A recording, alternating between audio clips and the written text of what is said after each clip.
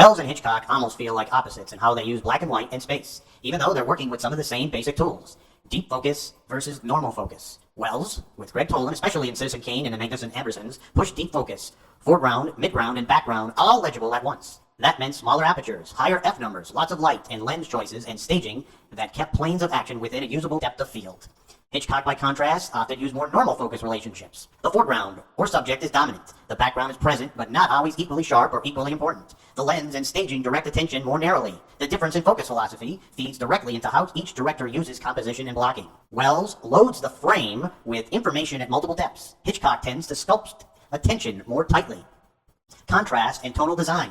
Wells leans into high contrast. Deep blacks, bright highlights. This makes silhouettes, shadows, and graphic shapes very powerful.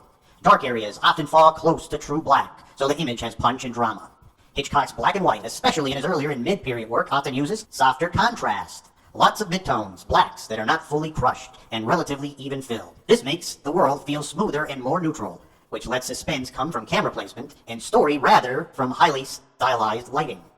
High contrast pairs naturally with Wells' deep focus. With so much of the frame sharp, he needs bold light and shadow to guide your eye. Lower contrast pairs well with Hitchcock's more controlled focus and blocking. He can direct attention through staging, cutting, and a normal lens without the image itself shouting. Lens and perspective feel. Wells, Toland frequently use wider lenses for interiors, which exaggerate depth and make distance between foreground and background feel larger. In deep focus, this gives the characteristic sense that characters in different planes are all active in the same shot, but clearly separated in space.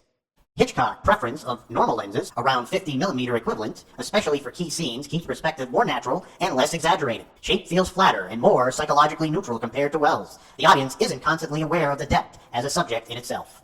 Combine wide lenses, deep focused, and high contrast, and you get Wells' look, visually aggressive, theatrical, and layered. Combine normal lenses, more moderate depth of field, and softer contrast, and you get Hitchcock's visually controlled, invisible style in service of tension. How it affects storytelling. In Wells, the image often announces itself. The frame is about power, bureaucracy, and fate. A character in the foreground may be small and shadow, while someone far back looms in bright light, and both are sharp. The contrast and depth let you read that symbolism instantly. In Hitchcock, the image is more about subjective experience and suspense, because the world is less graphically extreme. You slide into the character's point of view more easily.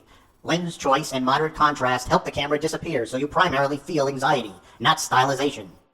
So in short, Wells uses deep focus and high contrast to turn space and light into overt dramatic tools, while Hitchcock uses moderate focus and softer contrast to keep the world psychologically natural and let suspense and blocking carry the weight.